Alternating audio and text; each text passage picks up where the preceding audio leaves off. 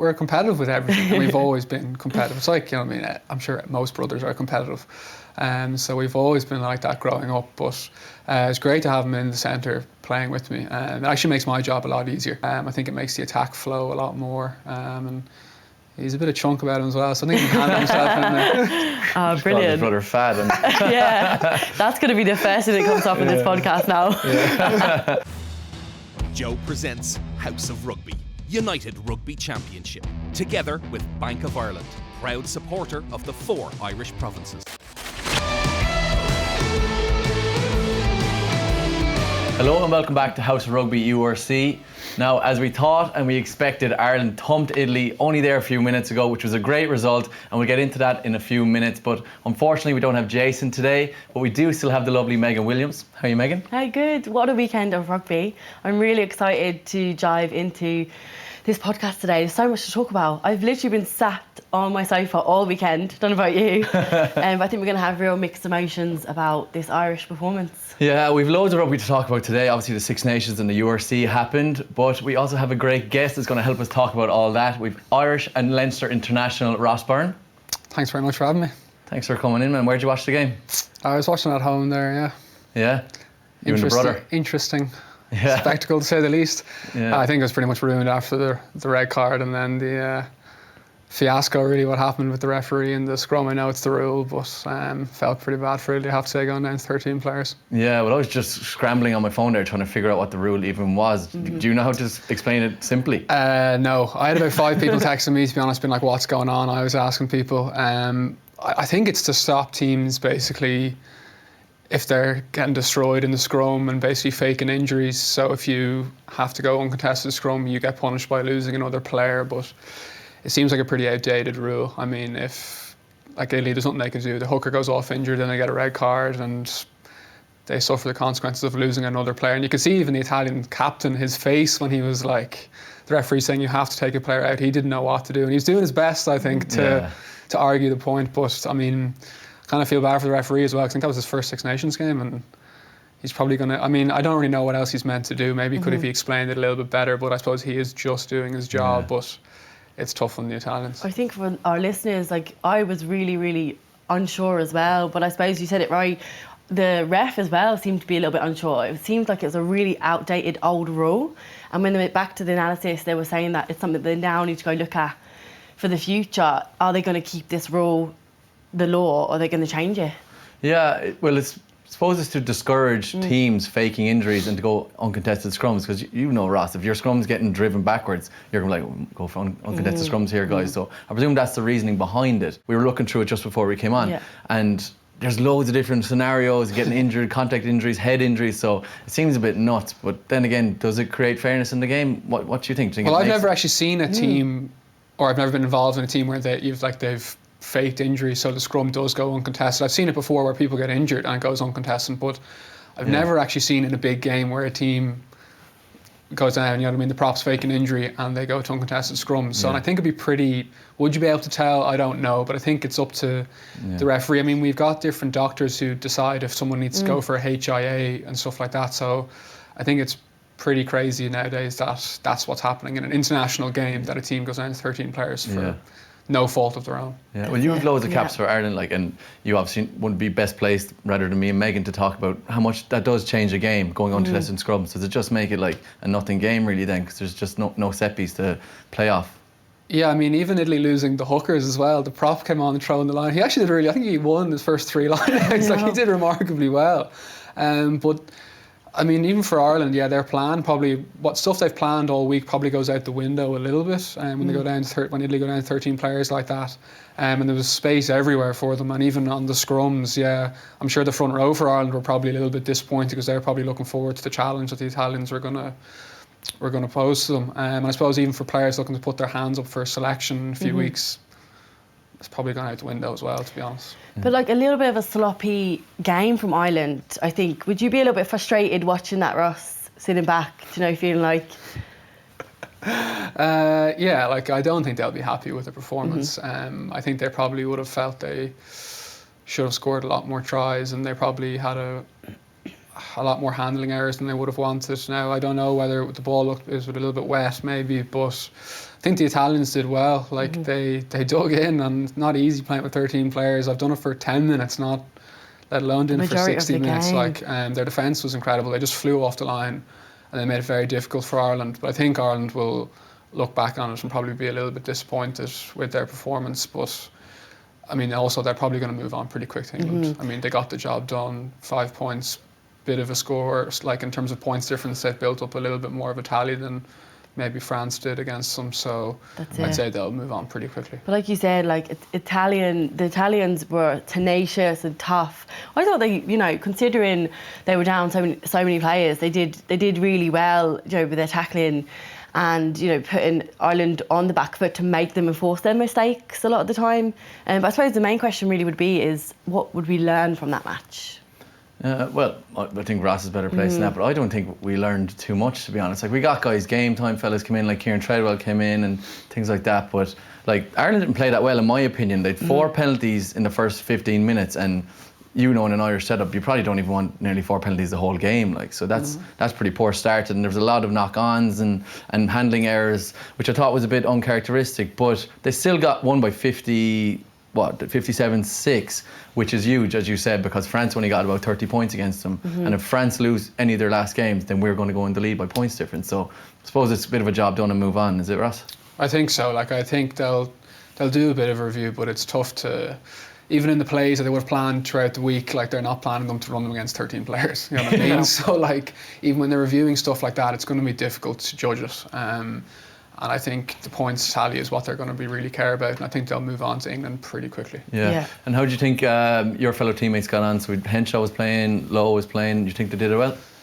Yeah, I think obviously it's good to see the lads get back in there. Obviously they haven't been in the last few games where Robbie was on the bench, obviously against France, and it's good to see him get back in there, and hopefully he gets to play again in a few weeks. And Lowry as well. I think they're probably, I suppose, when the 13 players are probably, their eyes probably lit up a little bit in terms of this is a great opportunity, but it probably didn't really fall for them. Just got a little bit scrappy, which is unfortunate for them. They didn't really get to show too much opportunity, but I mean, Lowry still scored a try, and I suppose a big thing with Lowry playing is his left foot. I think you probably saw that today, how many times Ireland used him on the exit, which is very important, particularly in those tight games. I think against England, I think he'll probably play. I think that left foot is a huge weapon, trying to exit out of your half. It's so important in those games, and they're so tight.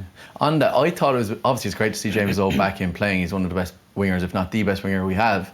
But for him to just go straight back in after being injured, is that not a bit of a weird thing? Like, how would that be in the dressing room, that James Lowe just goes straight back in and leapfrogs everyone else? I don't know.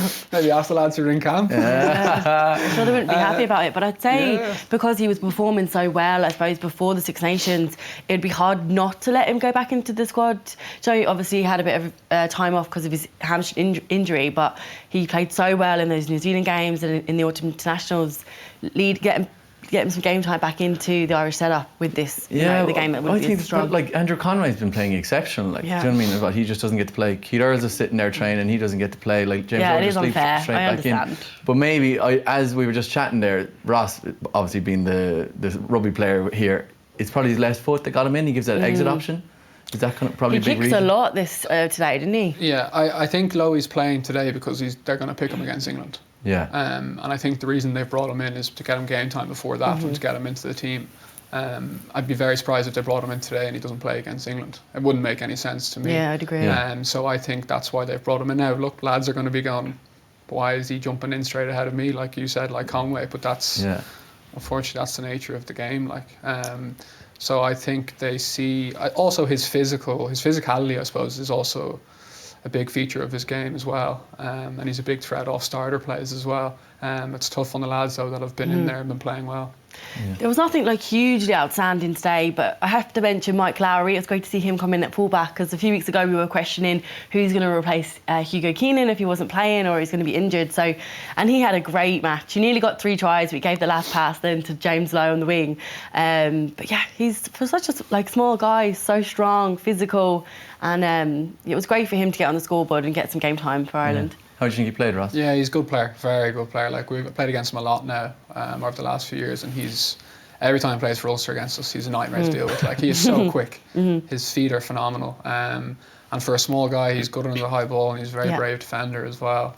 So I think that probably was a big question as well. If Hugo doesn't play, he's just a bit of a machine, I suppose. He just plays every single game in 80 minutes. Like, he's ridiculous. Yeah, he is a machine. Like, so I suppose that's potentially the answer for now, anyway. But I think Mike did well, and I suppose it's a nice game to make your first try. debut, like, as well. Debut against Italy, and they have 13 men. Like, there was gaps all over the park for him, but he had to take them. He seemed like he was really enjoying it. After he scored his 2 tries, he scored, wasn't it? Yeah, he was smiling away like it was the best day ever, and he passed one off to James Lowe. Seems like they're having great crack. Shouldn't have passed. Shouldn't have passed. Yeah, he shouldn't have passed. Take your hat trick, lad. Yeah, I was surprised. Yeah. Another talking point in the game, which it's great to have you in studio for, was Carberry went off after 53 minutes and they brought on Sexton. What do you think the reason was behind that? Probably because Johnny will play against England and get him game time. I think that's... I think a man like been playing at, what, he's 35 now, does he need game time? I suppose, yeah, just to sharpen up before England, I suppose, because there's no game next week as well, so... and Johnny probably wants to play. You'd want to play before a game like that. You'd want to get minutes. I know he's only been injured for a couple of weeks, but me guessing from the outside, that's what I'd say why he got so much time off the bench today. Yeah, I was watching it in a pub in Ranelagh, and when Joey went off and Sexton came on, so many people were like, "Why are you bringing him on? He's going to get hurt. Leave him off. We need him against England." So there's kind of that perception that like Johnny's just going to get hurt, but as you said, he needs the game time. Like, he's coming back off injury and stuff. But I'll have to ask you, like, the elephant in the room. How much do you want to get back into that team, Ross? Like, you're ready to go. You're playing incredible with Leinster. Like, how's the feeling watching the boys playing every week? Yeah, well, I think everyone who's not on the Irish team wants to be in it. So I suppose for me it's cliche to say, but all I can do is play for Leinster. I feel like I'm playing really well at the moment. Probably the best rugby of my career. But at the moment, I suppose that's not good enough. So I need to get to another level, which I think I can definitely do. So. For me, it's just about winning every week for Leinster and putting in as good performances as I can. Yeah, well, I think you're honestly playing some of the best rugby, and I don't think it's not. My personal opinion is that it's not good enough. I think if you went in playing for Ireland now, you'd be playing just as well, and the team would be playing really well. It's just that there's so many people at 10 now in Ireland, like, which is a good problem for Ireland, but obviously an annoying personal problem for you. But hopefully we'll see you in there again now soon. There's a trip to New Zealand coming this summer. Yeah, I think it's 5 games, I think, down there as well. So that'll be a tough tour at the end of a very long season. So, especially, I suppose, after Ireland beating them in November, I'd say New Zealand will be frothing at the mouth waiting for Ireland. Can't wait to get you down there. Yeah, but I suppose it's probably exactly what Ireland needs, to be honest, before the World Cup. It'll probably really show where they are in terms of the squad depth as well, because I'd imagine they won't be... I mean, is every player going to go unscathed until the end of the season, until that tour? Probably not. And even with the amount of games down there, so I'd say the squad depth will definitely be tested. So it'll probably be exactly what Ireland need. Yeah, and you obviously have one eye on the World Cup next year. Like, that would be a goal of yours, obviously, to get into the squad for that. Yeah, it'd be brilliant. Like, obviously, I think probably the strength and depth or the talent of the Irish teams as well at the moment. You would say Ireland are probably one of the favourites going into the World Cup in terms of how well the provinces are doing in Europe, the depth that the provinces have as well. So, and I think the other countries would definitely fear playing Ireland in the World Cup. Yeah, it's nearly a problem for Ireland though, is that everyone's expecting, we're probably doing pretty well, this is a World Cup for us, and then we just get too on top of the team. Like, do you feel that outside pressure of everyone expecting you to play so well? Personally, no, but like the media attention in Ireland is definitely quite unique. I think probably because Ireland's so small, like even if you were to look at maybe the media in England, say England played Wales on the weekend, but then today the Premier League's back on, you know what I mean? Then there's Champions League midweek, or there's cricket, or so rugby probably is quite small in comparison to rugby. Or sorry, rugby's quite small in comparison to other sports, whereas here kind of feels like when the Six Nations on, like nothing else is happening, if that makes sense. So I think maybe that's why it feels like here rugby gets so scrutinised. So it is a bit strange, but I mean, I don't think it's going to change anytime soon. It's only going to increase. Yeah. But you were just saying before the show as well, it feels like it's been a really kind of long season.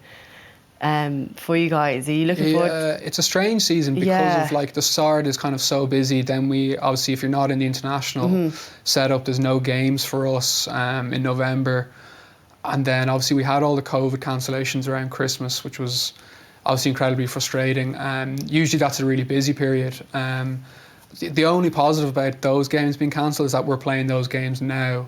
So anyone who's not in the setup, the Ireland setup, has games to play, whereas we were only meant to have, I think, 2 scheduled games in 8 weeks, which is a long time to go without playing, particularly if you want to be putting your hand up for selection, like, you know what I mean? So, and then I suppose it also means that the end of the season is going to be very heavy if you keep winning all your games. So. Yeah, of course. Well, we were talking about Ireland for ages now. Just to kind of wrap it up, tip of the hat to Josh van der Flier. How well is he playing, man? The carrying he's doing. He's just kind of added that into his game recently, hasn't he? Going for a record man of matches, is he? Did he get man of match against him? Yeah. He got man of match again, yeah. It's the second time, I think, yeah. Yeah, he did. But he's obviously always carried the ball, but I think he's noticeably carrying the ball now. You train with him every week. Has he been working on that? He's always had the ability to do it, but I think it's almost just like nearly every carry is a dominant one at the moment. I think it's his acceleration when he gets the ball is phenomenal. Because he's not the biggest guy, Josh, but he's incredibly powerful. And yeah, every time he carries the ball, he seems to almost be breaking a tackle. And his work rate around the pitch is phenomenal. But I think he's playing the best rugby of his career. But that's what I've also noticed, that his support lines, it's like he's a scrum half, just getting offloads. He's a phenomenal engine. Yeah, I mean, he plays nearly 80 minutes, I think, every game as well. So, no, it's great to see him flying, because obviously he's had tough times past with injury, and it's been a little bit frustrating for him as well, but it's great to see him in this form and getting picked every week as well. Yeah, he's always all over the pitch. But look, like you said, we can talk about Ireland all day. We'll have to park that one, and hopefully they'll come out even bigger and better for the next game against England, which we'll definitely dive into when we go into the England match as well. But let's talk about the Scottish and French game. That was a huge match. I had really, really enjoyed it. So France obviously beating them 36-17. Looking like France is unstoppable at the moment. What did you make of that game, Ross? Yeah, France just looked too good. Like, I didn't even think they were... Like, it's kind of like they go through the game and they're kind of like in second gear, and then just bang, they switch it on, they score 2 tries. Then they kind of go into second gear again, a bit of a lull, and then bang, they hit you again. Like, it's amazing the way they can do it. Like, they just kind of flick a switch on and off, but the balance of their team is kind of frightening, I think, to be honest, in terms of the power they have up front. Obviously, Dupont is... it'd be very interesting to see how they go if he wasn't playing. He's just a freak. And then even the firepower they have in the back line at the moment is phenomenal. Not just the speed, but the power. And even the players they bring off the bench is... they're a tough team to beat. They definitely dominated, I think, in this match, in the breakdown area and the collisions. Like, obviously, we spoke about it last week as well, that the players are huge. But as well, in saying that, Scotland, by half-time, I think it was only 10-12, they were in the game the whole entire half. Like, I suppose we have to mention, oh my God, that horrific moment where Hogg dropped the ball. Jesus, how many times have we seen him do that in moments of, like, where they could really, really change the game? I suppose for our listeners, it was Van der Meer who made that lovely break and pass then to Chris with that really long looping pass to Hogg, and I was screaming, I don't know anybody else, it's a 3-on-1, it's a 3-on-1. Like, he could have really attacked that inside shoulder and given the ball. Like, what do you think? What do you make of that moment? Yeah, I mean, look, that'd be... I wouldn't find myself in that position. So I know. I can't really criticise, but they'll be kicking themselves. They didn't take that opportunity. But to be honest, I still think France would have won. Yeah. Like, it's just the power they have, not in the starting team, but off the bench as well. And the fact they're going 6-2 split. But that moment was just before half-time. I think they probably could have put them back into the game coming out from half-time. It definitely would have changed momentum of the game, and particularly Scotland at home, and we would have probably seen how good France are. And it would have definitely given Scotland a lot more life, and it probably sucked a lot of momentum out of Scotland. Probably sapped their energy. And I'd say France were very relieved to see that happen. Yeah, because there's Entomac chasing Stuart. No, he was gone. He was scoring if he caught it. Like, not many people are going to catch him. But it wasn't even that bad of a pass. Obviously, it was looping, but it was like, it was out in front of him, a little bit of a reach. Yeah, he should have caught it. He should have caught it. He has to catch that. Like, but look, he done that. When did he drop that ball on the try line against Ireland? He could have won the game that time. Yeah. So many times he's done it. Like, But then again, obviously, the rugby heads are like, why is Chris Harris throwing a skip 3? Like, you know, exactly. Just put it through the hands. Ali Price was right beside him, like, but That's another talking point for Scotland before we talk about how good France are still. Rory Darge had a great game. 5 turnovers and a great try, which kind of kept Scotland in it, like, so. It did. Yeah, he had a decent game. What kind of players who stood out for you? Like, for me, I think the winger, hopefully I say it's right, Damien Pennard. Yeah, I absolutely love him. yeah. For such a big guy, he has such a, like, strong step and keeping the ball alive, especially on that time that they scored that try.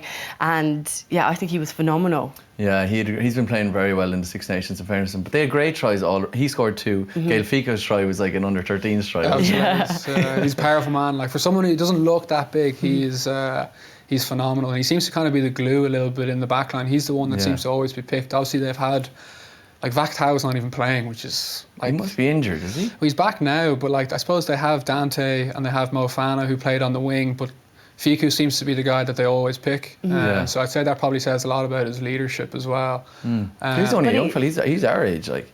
Yeah. He's a year older. 1 year older, yeah. Maybe not me. But I love the way he backs himself, like, especially for that try. He obviously came across the pitch, but he backed himself to score that try, and lovely bit of footwork. He was really, really strong to finish that. Yeah, it was a great try. And Dante's try, he got a very lucky bounce on it, but it was off a turnover. That's what France, their mindset seems to be. Once they turn over, they just go, go, go. Yeah. What did you make of that try? Yeah, they come alive off turnover, like, or any loose play. Even their first try against Ireland, like, off the quick line out, like, whenever the ball's in play like that, they're so dangerous. I thought Dante was very impressive. Like, obviously he's known for his gain line, really, but I thought his hands were very good. It's like a young Bastro, isn't They he? used him very well. Yeah, he's been around for a while, but he's moved to La Rochelle this year, and he's really come back in favour with the French squad. So yeah, Roger's doing good stuff with him. He must be doing something well with them. Yeah, but that seems to be a different mindset with the French. I presume it's with them looking at the World Cup in France next year that they seem to, like, for want of a better phrase, they care about it more, like. Yeah, I think they've won the Under-20s World Cup the last. I know it hasn't happened now with COVID, but they'd won the last two maybe, I think, with like players like Ntamak, these lads coming through. So I suppose Woki in the second row, like these guys have won, I suppose, world championships at underage level. I suppose they definitely probably switched the mindset, and I think potentially the best French appointment of all time has been Sean Edwards. Yeah. Like, he's just changed. I don't know how much he does, because I don't know anything about the inside of their camp, but like, their whole mindset towards defence has changed. Their whole work rate in terms of kick chase, everything. The amount of pressure they put on the ruck, like, that's not what France were like 4 or 5 years ago. So for me, I think he's done some job for them. Yeah, he must be the big change, because they're just completely different mindset. They get up off the line now, they're attacking the rucks, which is just weird to see that a French side are doing it. But so I presume he's on top of them for a mindset kind of thing. He must be driving it. Week in, week out with them, and you can even see that the way the French clubs are playing now, a lot of them would defend like that. So you'd imagine that when they go from the international camp back to their clubs, they're bringing the stuff that they're doing there. Yeah, I don't know who we had on a few weeks ago that was talking about French club players, but he was saying that they used to not want to go to French international camp. Oh, you're right. Yeah, I can't remember exactly who it was, but they were saying that they'd be told at club level that, oh, you have international camp next week, and they'd be like, oh God, they don't want to go because they're just sick of they obviously didn't have a good atmosphere in there, so there must have been a big clear out, and they're really focusing towards the World Cup next year. Like, do you think they can even lose a game in the Six Nations now? Do you think Ireland can get back to win it? I can't see France losing. No, I think France will go to Wales, and I think they'll win. Like, they're playing in the Millennium, I think. They're playing. Yeah, like, I just think that's too much. Oh, sorry. But if you were England or Wales, like, how would you stop them? That's a good question. I don't know. I honestly don't know. Yeah. Like, and even the way Wales play is very attritional, but like, I don't know if that's the way to go against them. Yeah. I think France will beat them, and then England. I just don't think England. I'd love to see England bring in the two Vunipolas to play France. Like, that'd be and if Tuilagi was fit, because then you would think they kind of be matched physically.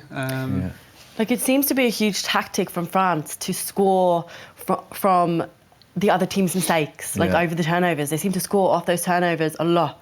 They've done that a lot of this competition. Yeah, we saw it with, it wasn't Dupont's try, but his break, we ran like 50 that was metres. unreal. And I looked back, I was like, he must have been running against props and stuff. He doesn't, he steps Darcy Graham first, then runs up through the middle, and then bounces off Ali Price. Like, he's going up against proper good international backs there. Yeah. Like, how is he so good, man? He uses his players around him as well as like they block him almost. Because he's a small enough guy, but he has the speed and the he's feed. crazy strong. He is, but like their whole game is built on pressure. Like they're actually a very pragmatic team in terms of they don't play a lot of rugby in their own half. And even Jaminet coming in the last kind of season, he's added another element to their, like as I was talking about, Lowry's left foot, their exits. Like all their exits, they just kick the ball as long as they possibly can, and they hope to get the ball further up the pitch, whether that's off broken field or through the power of their pack. They don't have a lot of structure, but they just do. The few things they do it incredibly well, whether that's their exits, their set piece, and then relying on either let's say the French flair or the power of their pack. It's so effective. That's the only thing they were missing for years was the defensive element and the mindset and staying in the game and their fitness, which are kind of like the non-negotiables really in Irish rugby, but they weren't in France. So now they have that on top of the French flair. Like the only way I can see them getting beaten and not doing well is if they start getting injuries and they lose their top line players. I still think they're building like the depth that they have. Even like when Jaminet went off yesterday, Ramos came on, who's a Toulouse fullback, who plays 10 as well. Like I always thought he was better than Jaminet yesterday. Now Dupont, I do think is the key. If he was to go, it'd be very interesting to see. The guy they have on the bench, that Luke, I think his name now, plays for Bordeaux, who are top of the top 14. So like he's a good player, but he did well when he came on. He's the best player on the planet, I think. Yeah, of course, he was World Rugby Player of the Year at the moment, isn't he? Well, I hope so. Just looking back at the Scottish team as well, Shane Horgan from Virgin Media described Finn Russell's performance as pathetic. Is that a bit of a harsh call? Or fair? What do you think? Finn Russell's Finn Russell. Like. You have a bit of a Finn Russell about you, but you're more structured and you kick more smartly and you don't take as many risks. But you're kind of laissez-faire, like chill, like pass the ball. Yeah, but he like. He's very different when he plays for Racing. Like I think when he plays for Racing, it suits him perfectly. You know what I mean? Like he either has Teddy Iribrian or Maxime Ashino inside him. They do all the goal kicking. They take a lot of responsibility on exits. He kind of can do his own thing. Yeah. When he plays for Scotland, he's a lot more responsibility. And look, when it comes off, it's great to watch. It's entertaining. But I suppose how many times has it not come off? And it's probably very frustrating for the players that he plays with, but then maybe they say on the other hand, when it comes off, he wins us the game. So that's just the way he is, and I don't think he's ever going to change. Hit and miss. Like he has those moments of brilliance, and then you rave about him for the next week, and then you do something bad, and you're like, oh my God. It's his biggest strength and his biggest weakness. That's it. Like it's just the way he is. So I don't think he's going to change. But Townsend keeps picking him. Yeah. There's probably no one else there really that's like really knocking on the door. That's the polar opposite. Like even Kinghorn, who's on the bench, he's probably like he's been playing fullback wing for the last few years, and he's not someone who's going to come on and manage the game for you. So I suppose maybe he's the best of that type of player. They don't really seem to have any, let's say, just game managers. So. Shall we play them on March the 19th? Is there anyone in the Scottish team that the Irish players should be worried about? In my opinion, Chris Harris is an incredible player. He was probably one of the best centres and one of the backs against the Lions team. So he'll be good. Finn Russell, if he turns up and doesn't make a lot of mistakes. But I just can't see Ireland losing as well against Scotland. Like, what do you think? No, I think Ireland will have too much for Scotland, too much power. Like, I think Scotland could definitely frustrate them. I think if they go with Rory George, as you mentioned, he's a nightmare at the breakdown. He's a very good player. They have to pick Watson as well. Dewan van der Merwe as well. He's been playing really well. Yeah, he is always a threat. I actually thought he had a poor enough game. I kind of player canned him for he couldn't handle Damien Pinot at all. He got around him 2 or 3 times, and even when he went through for his try, Van der Merwe, he was like looking back when he saw Pinot, he like ran away, like which is weird. I say, but like Damien Pinot is one of the best players in the world, like so, and he was just on top of him for the day. But I can't see Ireland losing to Scotland. But before we even talk about that, we have to talk about the England-Wales game, which is another Six Nations game that happened this weekend. Wales travelled to Twickenham, and it ended up being a really close game. Did you watch it, Megan? Yeah, it was a different kind of Wales that we witnessed over the last couple of weeks. Really, really close game. I really thought they gave England a real run for the money. Like, I suppose they went down 17-0. And we thought, God, this game is dead and buried. But they got those 2 tries within 6 minutes. And I don't think England outplayed them at all. I actually thought Wales played better than them. They scored more tries. I think the only way that England got back into the game was from Marcus Smith's boot. He scored the majority of the points. Yeah, there's something about Wales when they play England. They just seem to be a different team. Yeah, that's right. I think it was Wales' ill discipline, and then their line out was creaking a bit, and obviously Dombrand scored that try from the overthrow. But I think Wales were improved a lot for the last few weeks. I didn't think they were great against Scotland, even though they won. I think England they're a bit.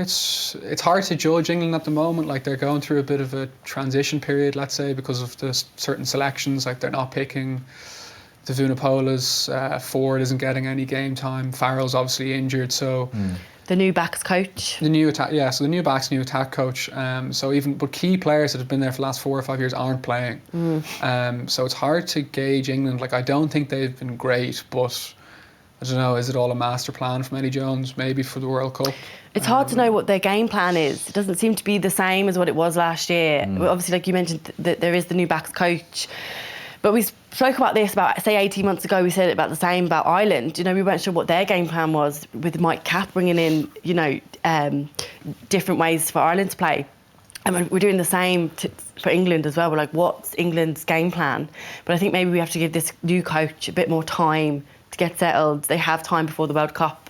Yeah. I don't know, what do you think? I think they're just in a development phase. I don't think Eddie Jones really cares about. He obviously cares about Six Nations, but he's not trying to win it. I don't think. I think he's looking at the World Cup.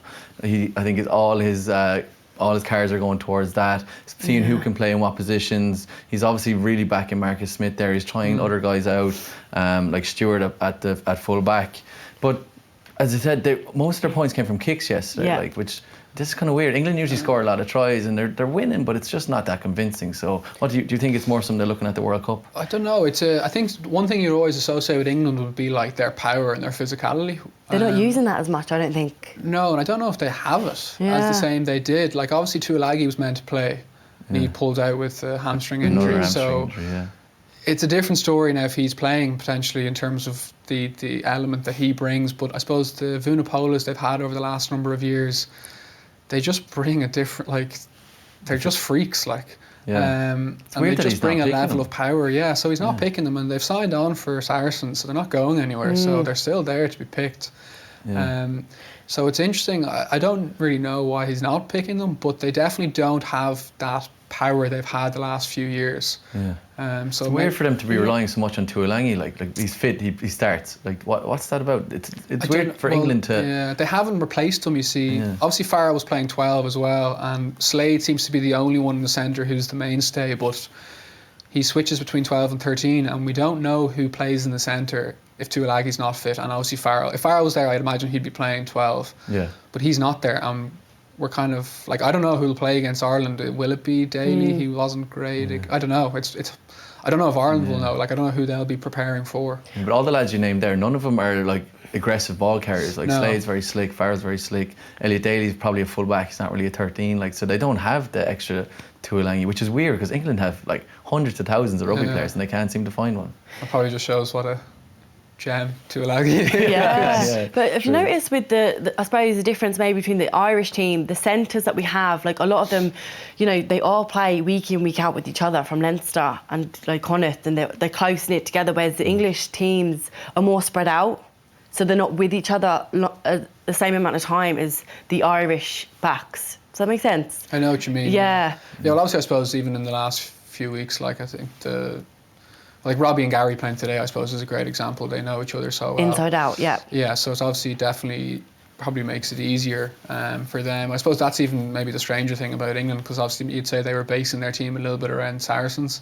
And even how they were playing a few years ago was pretty much the exact same way Saracens were playing. But they seem to have just gone away from that. And it's as if they've made, like he's kind of made a clear statement, we're not going to base ourselves off this anymore. We're going to kind of go our own way. That makes sense. I definitely think Wales did us a favour by exposing a lot of England's weaknesses. I think they'll take a lot from that game in the reviews and Wales actually played pretty well. They were slow to start, but then they scored 3 tries. Josh Adams scored for the first time for Wales in years, which was weird because he scored loads for obviously his club and for the Lions, but he hasn't scored for Wales in a few matches. So good to see him back in the score sheet. Nick Tompkins scored, and also Kieran Hardy, their sub-scrum half, had a moment of brilliance where he quick tapped and scored. So 3 tries, which is really good for them. So I'm hoping that will mean that they'll play well against France in the Principality Stadium, and might pip France, but my heart says they actually won't. But what did you make of the Dombrandt try? Throw over the top. There's kind of chats that Mauro told you was holding Adam Beard. Did you get a look at that one, Ross? I don't know. That'd be out of my area of expertise. No. That's from the line out, wasn't it? The line out. There definitely was. So he threw the line out in. There seemed to be a bit of a miscommunication from the hooker and the jumper. So it looked like they were going to do a dummy jump from the front, and the middle pod was going to go up, but the middle pod didn't go up, and then the hooker threw it over anyway. So there definitely was just that mixed communication. It's something you don't big see. time. Like, it's something you'd see even. Very rare. I don't even know if you see it in a club game. You know what I mean? It was so bizarre how it happened. So there must have been something going on. But if I told you I was holding someone, he's good at the old dark. Yeah. We're all back, so we don't really know. I mean, I jumped a few times in the sevens. I actually was the hooker in the sevens. Were you the hooker? So I would jump, yeah. You were a jumper, no? So that's why I kind of was looking at it. I was thinking there's definitely that miscommunication from the hooker and the jumper. That's all it was, just a mistake. Yeah, I think we'll steer the 3 of us away from this chat very quick, because there'll be actual forwards listening to this. I know, they'll be hating trying me. to review the line out. But it was a great try, a great finish by Dombrandt, in fairness to him.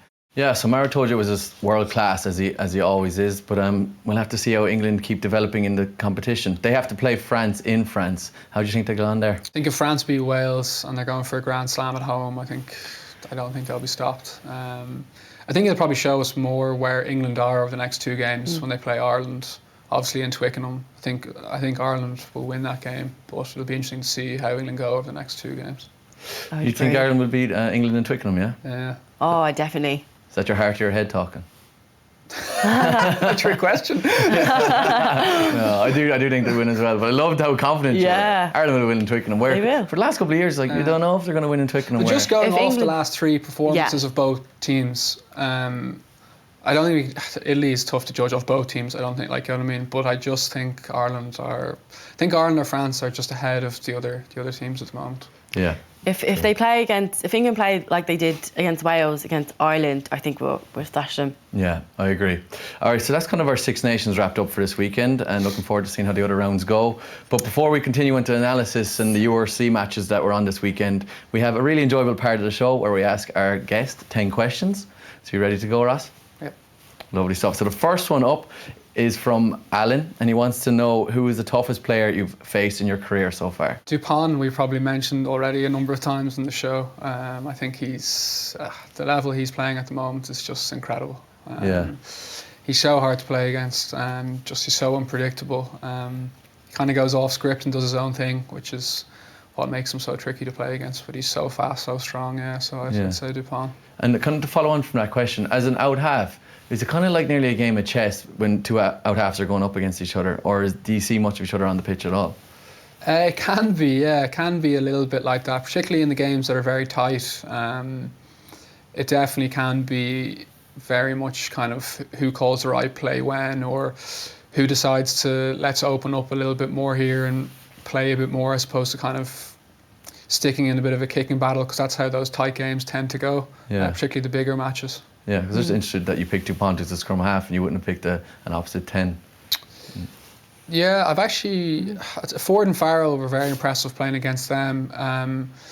Ford was 10, Farrell was 12, and I think Farrell was pretty much like the coach on the pitch, to be honest. That was probably the most impressive. I've never seen anyone like it. Really? Yeah, in terms of he did not stop talking defence and attack, and it was like he was a coach on the pitch. It was incredible.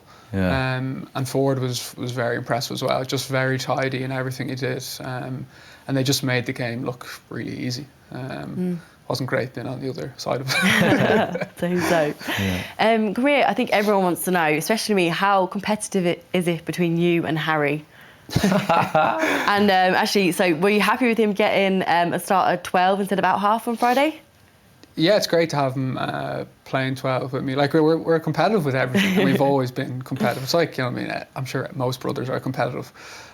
So we've always been like that growing up, but it's great to have him in the centre playing with me. It actually makes my job a lot easier. Nice. Particularly with Frolls being injured at the moment, who's obviously can play 10 as well, and he kind of gives that second playmaker, and just having another set of eyes, someone who plays 10, I think it makes the attack flow a lot more. And He's a bit of chunk about him as well, so I think he can handle himself in there. Oh, His brilliant. brother fat. And Yeah, that's going to be the first thing that comes up in this podcast now.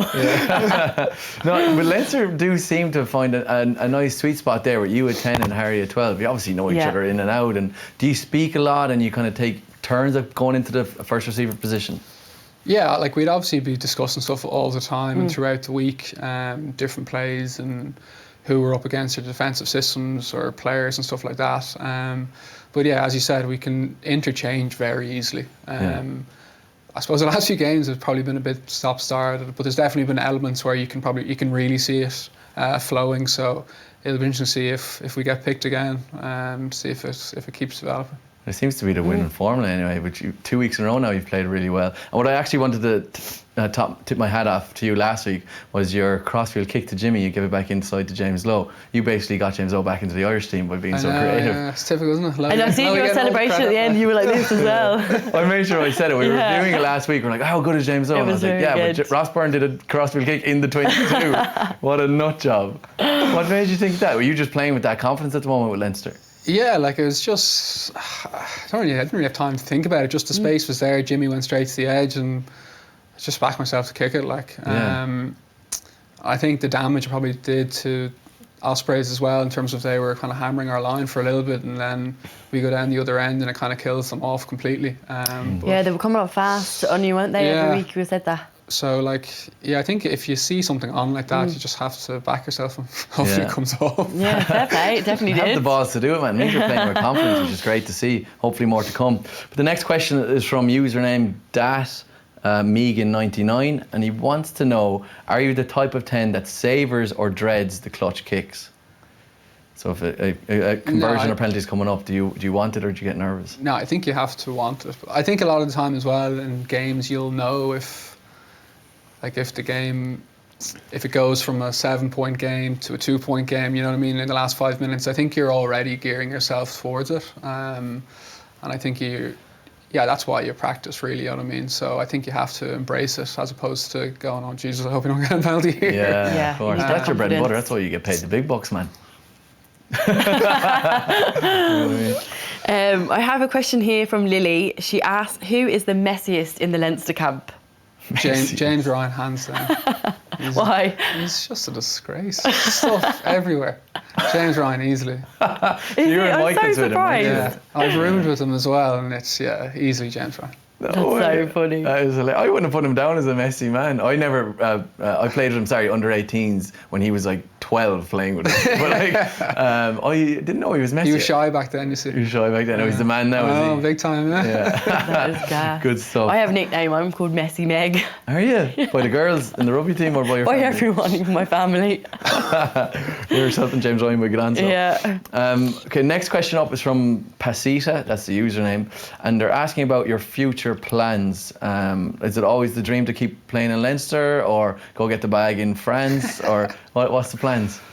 Yeah, well, look, I'm in Leinster at the moment and we'll see what happens in the future. But at the moment, I'm pretty happy here, and obviously always want to be competing for the highest honours.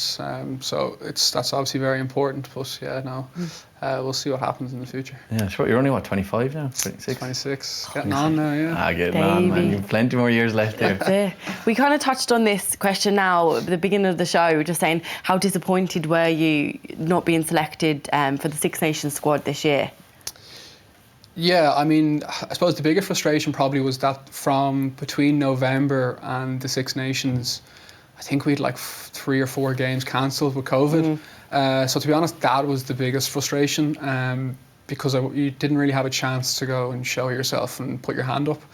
And particularly where we had 3 teams named, ready to go, in Europe as well, which is always a big chance to show yourself. And them being cancelled or postponed was probably the most frustrating thing, to be honest.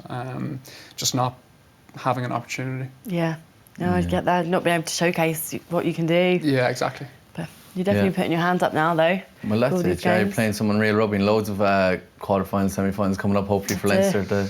Absolutely, yeah. Well, hopefully, yeah, looking that way.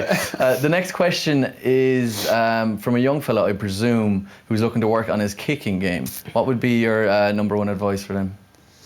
I suppose trying to watch what other players are doing is probably a big thing, and then finding what works for you. So obviously watching other players, but don't try to copy them exactly. You know what I mean? Everyone's different. It's not a one fit suits all. So I think it's probably find what works for you, and then just kind of hammer that on the practice would really be what I would say. Yeah. Just hours on the pitch. Pretty much, I think, but make sure you're doing the right stuff. You know what I mean? There's no point practicing the wrong thing for 100 hours. So if you're better off doing less of good stuff. And where would this young fella now go to get some tips? We look up YouTube videos of your highlights or stuff, or that's not me trying to big you up now, but like if my kicking, I'm not a kicker at all. Like, I need one of your apps. One of my apps, yeah. But like, would you get that kind of tutorials on YouTube, or what would you say? I suppose just in game. I mean, if it's kicking in game, if it's out of hand, I suppose trying to watch all the games over the weekend, just what different players are doing, because obviously different players have different trends. Then if it's goal kicking, I think probably watching the in-game stuff is probably the best, because I think a lot of people might put up kind of different kicking drills and stuff, but they can be good, but it's what happens in the game that actually counts. That's how I would view it. But Leinster are great for having like summer camps for young boys to come out, young girls and boys to try out and learn and practice. They're great for that, aren't they? Yeah, they are. Yeah, they're very good at sending players out to different summer camps to make appearances, give little tips here and there. And how many times a week are you practicing kicking then? Probably 3 or 4, probably. Yeah, it kind of depends how I feel as well, to be honest. When I was younger, I definitely practiced a lot more, but I probably found I was practicing too much, and then I might get little niggles here and there, and then you're playing the game and your groin's kind of hanging off you a little bit. So now I've kind of got to a stage where I just kind of do what I feel is right, and then once I'm happy, you get to the game and hopefully they go over. Yeah, well, it's working for you, definitely. I have a question here from Brian. He's asking what it's like to be involved in such a successful setup in Leinster. Yeah, it's brilliant. Like, I think the success we've had over the last few years has been great, but we have also been disappointed by, I suppose, how we've gone in Europe the last few years as well. So it probably shows where we are as a group in terms of we've had very good success, but we always want more. I think that's probably how I would view myself as well. It's great to be winning, but you always want to win more. So it is great though going in most weeks knowing that you have a very good chance of winning the game. Yeah, of course. So we've been praising you a lot so far, and we're going to continue to praise you, and then that'll be about it, and I'll start slagging you again. But I know some saw it as a kind of a stab at Johnny Sexton. So Philippe St. Andre had a quote praising you, and I'll just read it out here. He said, "I like Ross Byrne. He's capable of exceptional things. Yes, Sexton is an icon. He remains the starter, but Byrne has played more this season at Leinster. They have a new generation who are showing up well, who are interesting." So what do you make of him praising you? Now, I presume he's talking about, he said Ross Byrne, not Harry Byrne. There we go. Yeah, just wanted confirmation on that. What do you make of that? Yeah, I don't know. Like he's, I suppose, probably played against Montpellier more than any other team in Europe, and always gone pretty well against them. So, it's nice to hear. Look, he's obviously a pretty well-established coach. I'd say it's probably more of a bit of a jab at Johnny more than anything. I think the French media like getting into him. But look, I'll take it. Yeah, very modest, man. Very modest. Final question. What has been your career highlight to date? Career highlight, probably the year we won the Pro 14 and the European Cup. It's not playing under 20s with me, no? That's low down the list. Sorry, we had a good 20s team, in fairness. We had a few good days out. But I'd say that season, it was probably the best. There was some, I think that was probably just everything seemed to kind of fall into place nicely. Amazing. Yeah, that's great. Good stuff. Yeah, that was a good backline. That's my claim to fame anyway, playing with Ross Byrne and Gary Ringos in the Six Nations, and then I fell off with them, went into the 7 setup, and the boys kept going. We played under 20s. Under 20s. What year was that? I didn't know you played under 20s, Greg. Yeah, I went all the way up to 20s. And 2014, would it have been? Could have been 2014. I remember we played in Italy in the snow. It was on the pitch, like 3 foot of snow as we arrived, and they just scraped it off. It was honestly like playing in a bog. Where did you come that year? I can't remember. Didn't win it anyway. We beat Italy, then we beat France, and then we fell off a cliff.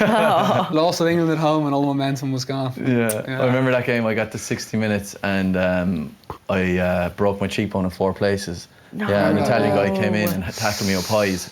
Forehead hit my cheek, shattered my cheekbone, and I didn't play again. Yeah, very sad. Anyway, moving on. I scored though. Is that why you're getting all this plastic surgery? I've broken my face. I broke my face 3 times on 3 separate occasions. I went to see, I don't know, just some special word for face doctors, and I did an X-ray in my face, and he goes, "Man, underneath your skin is, want for a better word, effed up." Like, So we're going into UFC next week? oh yeah, I'm like that. Yeah. He said like your cheeks are all like off place, your jawline's out of place. I was like, yeah, look, just years of playing rugby. Jeez. Anyway. Moving on, there's URC games are on this weekend, rescheduled from round 10. The 4 South African sides were travelling up here, and luckily for us, one of our guests here was actually involved. Another good win for Leinster on Friday night, Ross?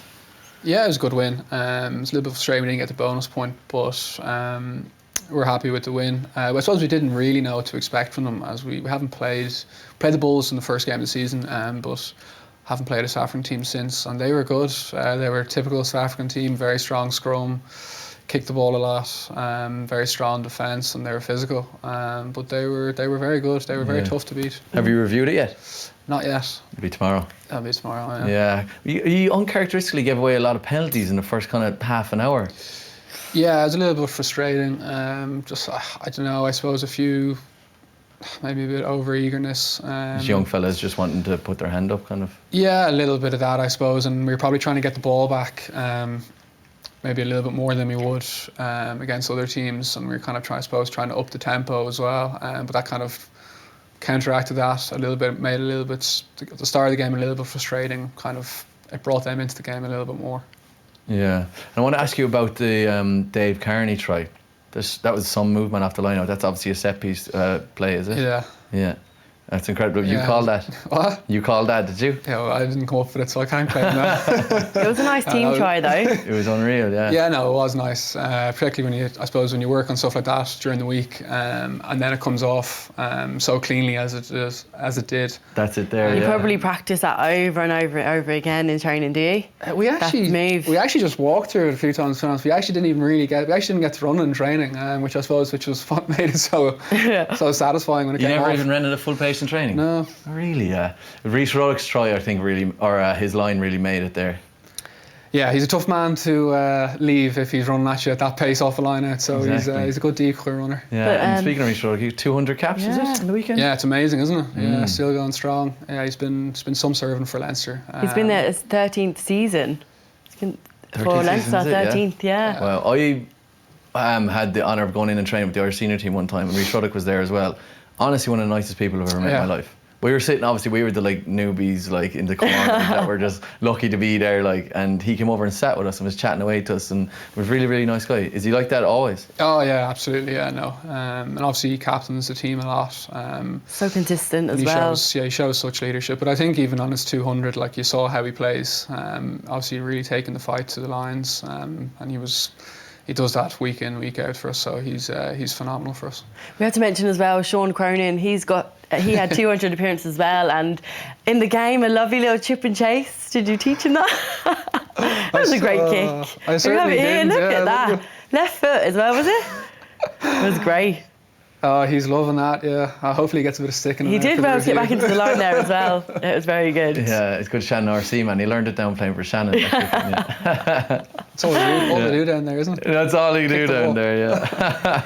But it's nail biting at times, but so Leinster are back on top of the URC table now, and who do you have next? We travel to Treviso next weekend, yeah. So it'll be interesting to see how they line up, with whether they have a few Italians released or not. Yeah. Yeah. I have to mention, I thought Scott Penny was brilliant. He had try machine. I think he's scored 21 tries in, I have it here actually, in 35 Leinster games. Yeah, it's some record, to be fair to him.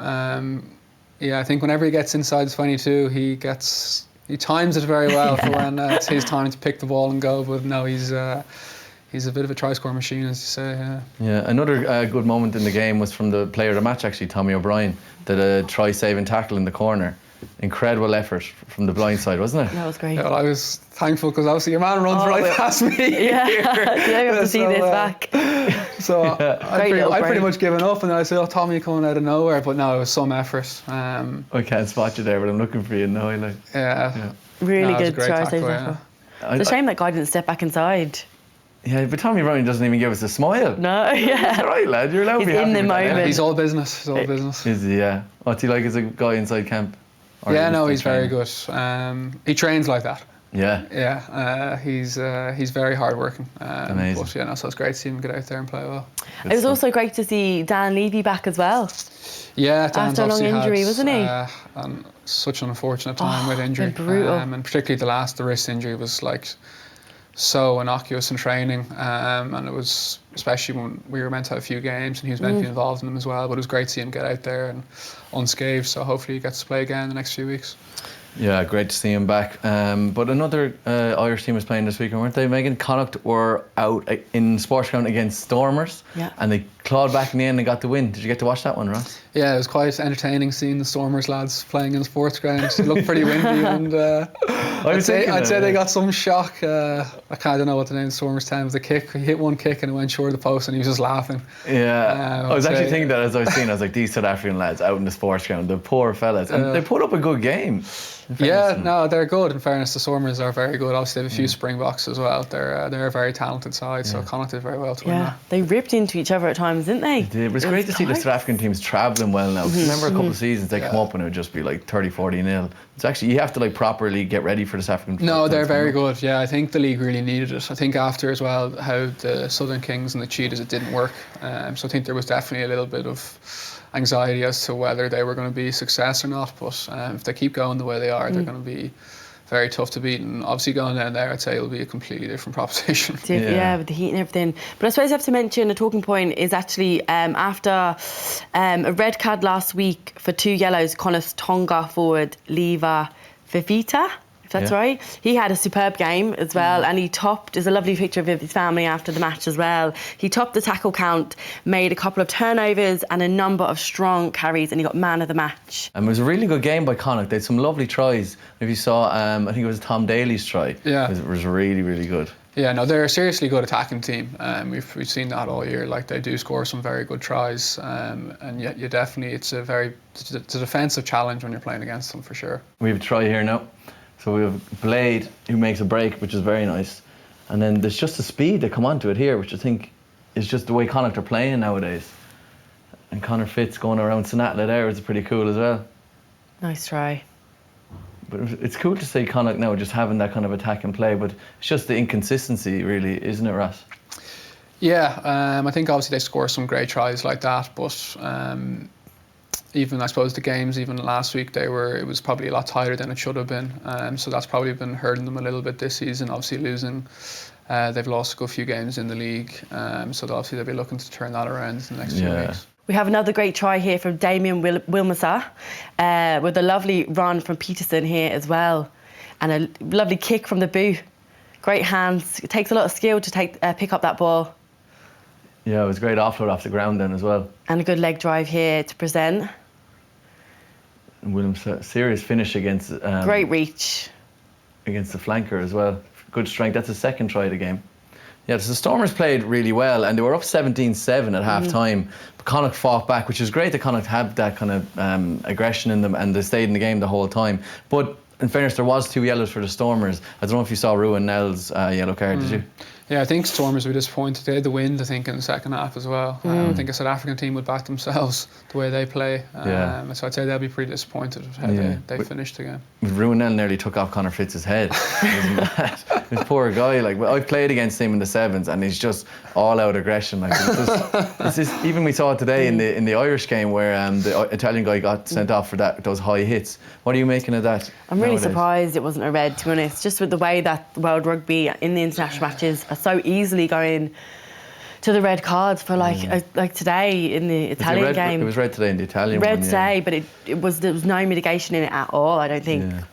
But it's a hard one to police. Like, I think probably the frustration is that as you said, that one's not a red card, then in the Aviva today it is a red card. And I think it's probably just the inconsistency, and I think the one today as well, people will probably go, oh, well, Dan Sheehan gets up, so he's fine. It's, you know what I mean? Could that be a yellow? But I understand what they're trying to stamp out of the game, because obviously people getting hit in the head and the issues that have been documented in the last year or so with head injuries and stuff like that, it is important that they do remove it from the game, but it's difficult to do. Like, you've got big men going against each other, one trying to outmuscle the other one, you know what I mean? So it is going to happen. I think in Super Rugby they've changed the red card as well. I think they're trialling a 20 minute.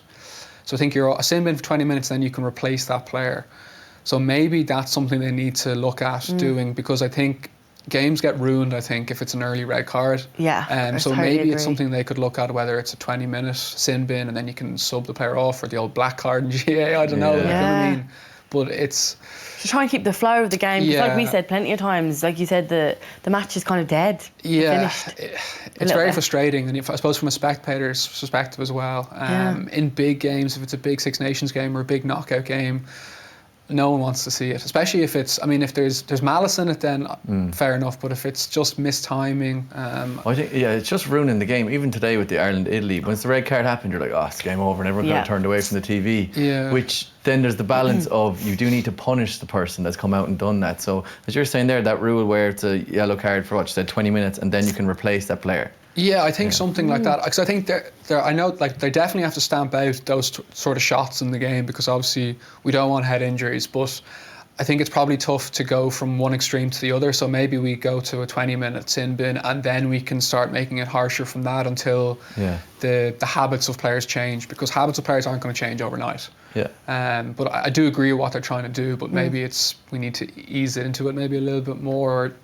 Again, it's a fine balance, and it's tough to get right. It's definitely a review that needs to go into, but they can take some inspiration from the black card and GAA and just try and individually punish that person that's done it. And just keep her up, because you don't want games at this top level. Like, as you get into a quarter-final or semi-final and someone does that and it's just, all right, we're done now. Because systems, you know better than me, Ross, but like, systems and teams work with 15 players. Like, do you know what I mean? You're not training in the week with 14 players. No, like, I mean, it gets to a stage now where you almost, like, there could be a card every game, whether it's a yellow, and I'm sure most teams would probably talk about different plans for if certain players are to be carded. That's where the game has gone to now, which is not what we want. But I do understand we do have to punish it. So again, I don't know what's the best way to do it, but... Is there something that you focus a lot in training, is that low chop tackle? Are you capped on times, Joe, with a certain amount of contact you can do during the week? Not yet. Hopefully that's coming in soon. I thought it was, actually. No, I think it's coming in 2020. Is it? Next year, I think. In fairness now, we don't do too much contact in Leinster, so it's... Ross is I'm devastated by that. Jeez. I don't know if teams do that much contact anymore now. I think with how attritional the games are, and also I suppose it's a bit of a risk to injuries. Now, teams would do short bursts of it. Of course. But players would also prefer that, because they feel they need it for the weekend. So I think gone are the days of probably doing contact drills for an hour on end. I think they're probably long gone. Ross Byrne doing contact drills. You go away when pigs fly, like, not a chance, man. Oh yeah, they never happen. In fairness, you make your tackles when you have to, but I'd say you're not seeking them out. Like, what do you mean I have to? Seeking them out. No, you are. I actually noticed it a few weeks ago. You were playing, and you actually went to hit someone. You drove him back. I was like, go on, Ross. Like, he's not just kicking a ball anymore. Just one for the highlight. Yeah, get it in there. Well, to finish off and wrap up on the Connacht Stormers game, they came back and got the great win, 19-17. With an unreal finish from Peter Sullivan, and he put the ball in over his head. And in fairness to the ref, he didn't go up to the TMO, he gave it straight away. So well done to Connacht getting the win out in the sports ground. I think they're up to 6th in the standings now, even though they've played most games, 12. So they can definitely improve in the league. But do you think that's all right for them, 6th in the standings? I'm not sure who they have to come, or like who's playing them next. So I don't know, to be honest. To be honest, the table's been a bit distorted because of, like, some teams have load of game in hand, some teams don't. So it's kind of hard to gauge, I think, until teams probably catch up on how many games they've played. Would you even be keeping an eye on the league standings? Do you care about that as a player? Yeah, that's a good point. Obviously, you care where Leinster are, but like where other teams are, do you really mind? You probably wouldn't look too far. Obviously, in and around the top few, you'd definitely be keeping an eye on. So, like, obviously at the moment we've Ulster coming up in a few weeks, and obviously we're very close to them, so you definitely be targeting certain games like that. But as I said, it's been a bit of a mess just with COVID, but hopefully it'll level out a little bit now in the next few weeks. Just quickly before we finish, I really wanted to ask, when you played Connacht at the time, I think there was a little bit of a bite between you and Jack Carthy. Would there be a lot of competition there? Like, how do you think he's getting on? Because he wasn't playing yesterday. Is he just back is in the Irish setup at the moment? Yeah, obviously he's in the squad at the moment. Played against France, but I don't know. It's just one of those little things. I don't think anything too extreme is going to happen when two tens are going at it on the pitch. Yeah, two nice lads as well, like just a bit of handball. I know. Like, yeah. Sorry, I had to say. No, but sure, I think it's just the natural, as we kind of alluded to at the start. Like, it's just you want Ireland to do well, you want Leinster to do well, but at the end of the day, like it comes down to natural competitiveness. Yeah. Do you know what I mean? And you just want to be playing well. So another game we have to talk about, just kind of touch on, is the Zebra Bulls game. Bulls absolutely smashed Zebra 45-7, and our try of the week is actually in this. We're just giving it straight away to a guy called Kurtley Arendesi. I actually played against him in the 70s. He's a South African guy, and you might as well be chasing shadows with this guy. He's unbelievable. So fast. So fast. So yeah, he's playing on the wing for the Bulls here with the scrum cap, and he's just gliding. Destroys this lad. Your man doesn't even get a hand on him. Oh my God. Incredible try. So, definitely worthy of try of the week. Yeah, 100%. Very good. The South African guys are some just carry from this guy as well. next level speed. Yeah, they have a balance of physicality and just raw speed like that, and it's tough to match. That poor out half just crumbled. Yeah, so that's a great try with him. And another game we're just going to kind of tip our hat to is Benetton v Sharks. Sharks won 29-7 away to Benetton. So not a great weekend for the Italian teams, unfortunately. But how do you look at most of their players in Benetton were playing in the Six Nations match, so they just didn't have any of their players for Benetton, did they? Yeah, true. What do you think of the Italian teams in how they're getting on this season? Yeah, it's a strange one. Like Benetton, obviously, I think it was 2 years ago, really made a big jump, and we actually had them in our group in Europe, and we beat them at home. It was a tough game. Now we got a bonus point win, but we went over there and we really struggled. It was a very tough game, and they've dropped a little bit in the last couple of seasons. Although at the end of last season they had a bit of a run, but I think last year they didn't win a game, I think, for the first 4 or 5 months. But this year they've improved a little bit. Losing Garbisi was a bit of a blow to them, I think, because they were obviously looking to really build a team around him. You know what I mean? He's probably going to be the Italian tenor for the next 10 years. Yeah. So losing him was a big loss, but it's disappointing for them that they haven't kicked on from where they were a few years ago.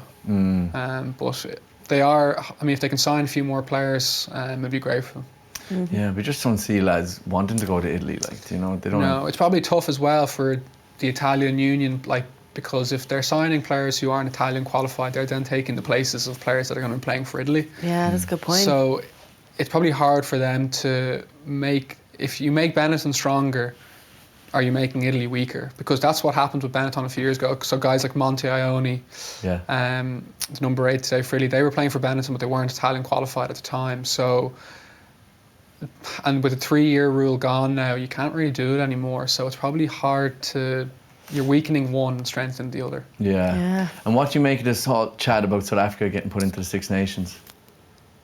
Yeah, I mean, it would make the Six Nations better. Like, I know there's traditionalists and they say, it's the Six Nations, but It would destroy Italy, like, wouldn't it? Well, would you take Italy out of the Six Nations, or do you leave them in and you make the format of competition different? Or do you bring in another country as well and you make it 8 teams? Yeah. Even more rugby then to be played. Well, yeah, but maybe you wouldn't play every team, you know what I mean? I think it's something they need to look at, because the Six Nations is like, the way it's not working at the moment with Italy. So I think they definitely need to look at doing something. And even with the South African teams now playing in our league and then qualify into Europe, I don't know why they wouldn't bring South Africa in. And it's also going to make the product a lot better. And we all want rugby to improve and reach a global audience. And this is one way, I think, which might help it. Yeah. Jeez, Ross, we'll get you on the World Rugby board, right? Yeah, you're very good. Like, you got some great facts. Well, speaking of World Rugby, we have some more news we want to chat about. So just kind of touching on the best rugby news across the world. So our under-20s are playing really well. I think they're undefeated at the moment. Make it 3 wins from 3 in this year's Six Nations. They're flying it. Have you been watching them on the Friday nights? No, we've been playing at the same time, so actually I haven't seen the highlights, but no, they seem to be doing really well, which is great to see. Yeah. So delighted for them, yeah. Yeah, hopefully they keep going well. I'm very impressed with them. Also, another Limerick native. A friend of mine, Frank Bradshaw Ryan. Yeah. 6'10", Frank Bradshaw Ryan, who I was in the Munster Academy with him. I played with Shannon Rugby with him. I know him really well. And he didn't get on well with Munster, and he got dropped, and he got a contract then over in France with Nevers. I think they were Pro D2 at the time. I'm not exactly sure. I think they might be gone into top 14 now. But he's playing really well week in, week out with them. And when he first went over, he was a big, tall, skinny lad. Like, and let's be honest, you kind of only got there off stats because he's 6'10". Who the hell is 6'10"? Devin Toner, that's about it. But he's really developed himself. He's big now, and he's playing unreal rugby. So much so that Ulster have now signed him, and he's coming back to Ireland to play rugby. So what do you make of that? It's a great move for him. I remember him in a few 20s camps with him. And I remember at the time, like, who is this fella? He's enormous, like. And as you said, he was incredibly skinny at the time. Yeah. But no, it's great for him to, I suppose, to come back to Ireland. And I'd say Ulster are delighted. To sign someone of that size, I think. Yeah, he's probably gone away, got a bit of bowl, got some game time, some confidence. It's a tough league to play in, I'd say, as well. So I'd say, Hard probably be a breeze coming back here. Yeah. You don't want to play him now, Greg. I know, because I know him so well. We've grown up with him. I was like, that's oh, Frank is such a big size. If only he was a bit tougher, a bit more aggressive. But like, he's just growing up. Like, Joe, he's a teenager, finding how to even handle his body. Like, Joe, we're all down here. You're a bit taller than me, but I'm down here 5'10". He's a full foot taller than me. So I say he's just figuring it all out, and he's just developed himself. And he's playing at 26 as well. He's very young for a second row. Yeah, like he could have another 7-8 years, if not Easily. more. So he's only really probably coming into his prime at the moment. Exactly, and he's probably looking at like getting back into Ireland to play in the Irish team as well. And there's no one that kind of plays that way except Devin Toner, who's now retiring soon enough, I presume. Like, would you think he'd be looking to get back into the Irish or get into the Irish team at all? No. Well, I'd say, look, he's looking to come back, and if you're the thing is, if you play in Ireland, there's only 4 professional teams. Yeah. So if you're a second row, there's 4 second rows in each team, or maybe 3 or 4. But like, if you're starting for your province, you're not that far away from playing for Ireland because there's only 4 teams.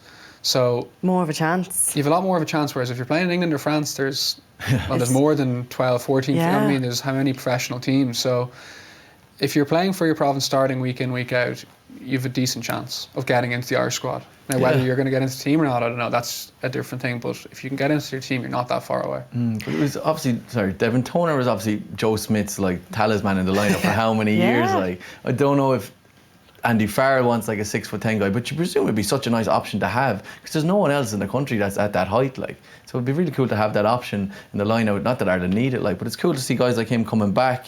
One of your teammates, Cian Healy, he's 34 and he's now been signed a new contract. We're not sure how long it's been signed for. Do you know? I don't know either. Just wondering. Any news from the camp?